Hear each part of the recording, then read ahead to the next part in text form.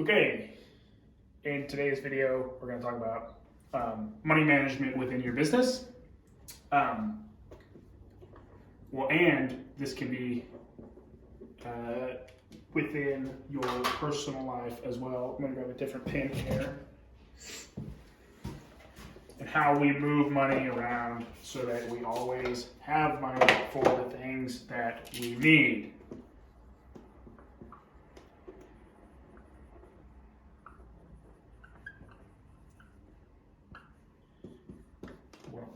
Okay, so what this starts out with is you have multiple bank accounts. Generally speaking, for most things, if you just open several savings accounts tied to one central checking account, that works for most purposes to at least get you intentional with this. Sometimes for things, I will open multiple different checking accounts and with even different banks or something, and not even have the app on my phone, but that's really more detailed than we need to get for this. I'm going to go into this for business, but this works. All of these principles apply to personal finances as well. And this is just how we personally run our money. As you get bigger, you'll have different accounts. Your accounts will change. You'll have more or whatever. But if you're just starting off, this is basically how you need to start. So first of all, obviously, you have your general account. I don't know why my writing is so terrible and spelling is so terrible on these videos, but it is. Okay, so you have your general account. All of your money gets deposited into that. That's like your main account that everything's tied to, right?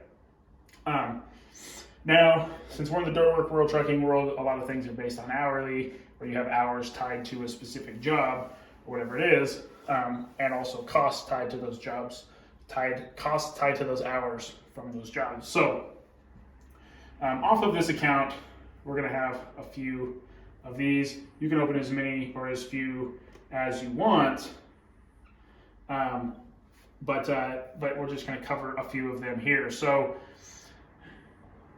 to start off with, if you're paying yourself, you need to have your personal account, which is separate from your business account, or if this is a personal finance situation, you'd have you're paying yourself or your fund money account that is separate from your general account. So, but I'm just going to do this for business, how I set it up for my business, and then we can proceed from there, and you can tweak it however you want. But so we have our salary account. And then we have our maintenance account.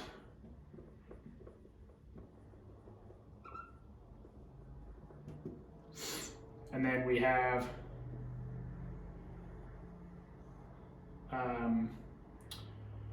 loans. And then we have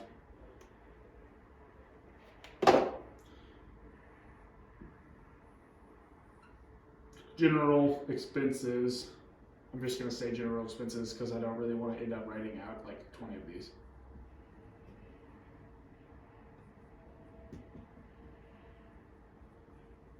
We may not even get into this one because it's just more detailed. But basically, okay, so let's say like in this winter, okay, we're running our skid steer. Our skid steer is running hourly as a subcontractor for another company. And we're billing $80 an hour, let's say, okay? So we work, let's say we work 100 hours this month for this company, and we get $8,000. Put in here 100 hours. No, it's 1,000 hours. 100 hours. Okay, so whatever you want to pay yourself. So actually, let's write this here.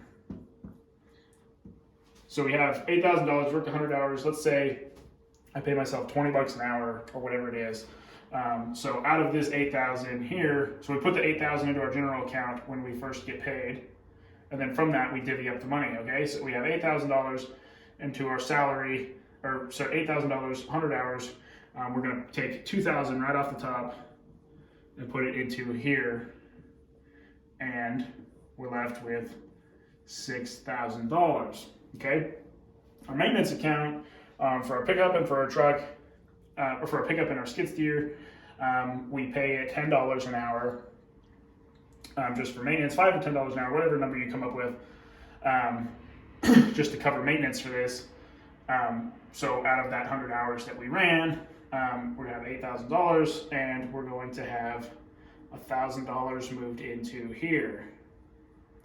Okay, so this is mainly for oil changes, breakdowns, greasing, like anything in addition to your loan, which is coming out of here. So $8,000, we took another $1,000 off, and now we have $5,000 left. Now we have, this can be for your truck, your skid steer, whatever it is. Basically, you add up all the hours that you run each piece of equipment, and you tie it into here, because it should all be billed out in some way, shape, or form.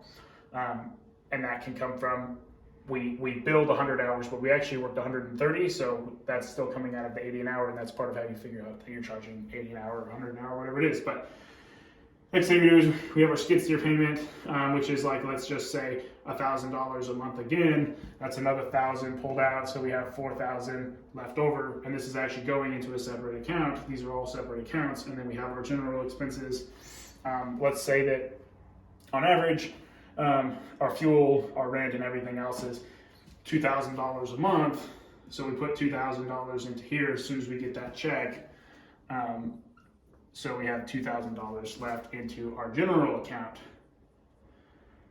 Now what we can do, we have this $2,000 left, most of our expenses are covered. If we have other expenses, we can just pay for them, or we can then also take this money, and I forgot, this is a really big one. We have our tax account, which obviously money has to go into, so we put some in there. Let's say we have $1,000 left after our tax account gets filled. So now we have,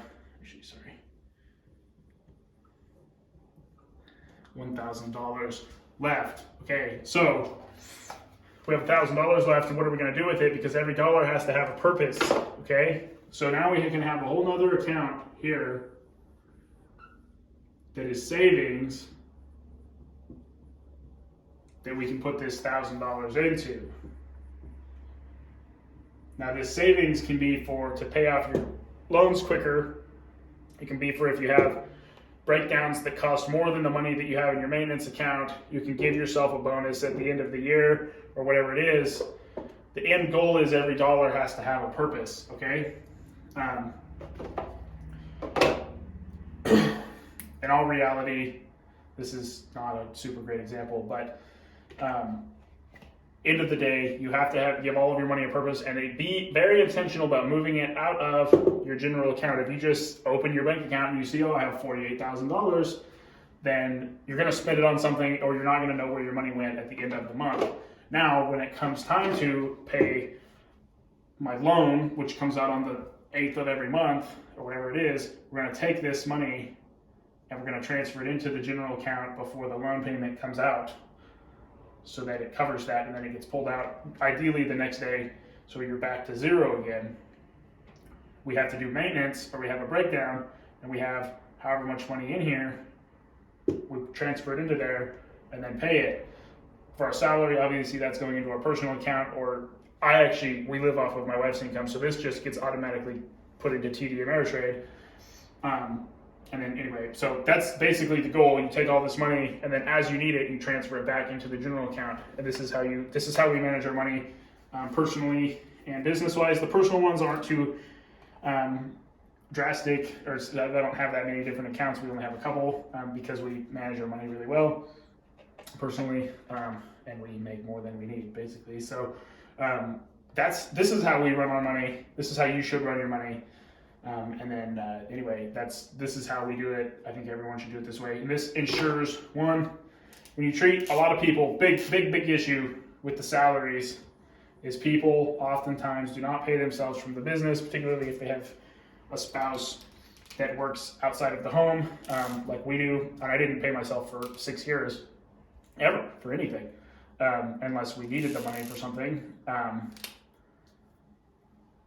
My wife income covered all of our expenses. So I didn't need to pay myself, but it's a good habit to get into because otherwise you'll just blow the money on something else.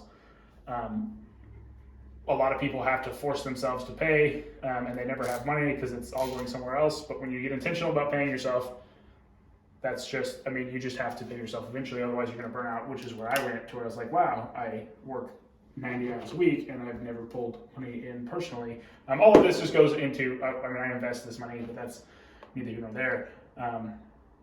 But if you read the book Profit First, it goes into this. This isn't exactly the same as what Profit First teaches, but basically, and this is how I do it, and I think that's how you should do it too. So anyway, you guys have a great day. I ask for nothing from this YouTube channel other than that if you give me a subscribe, that I would be greatly appreciative of that.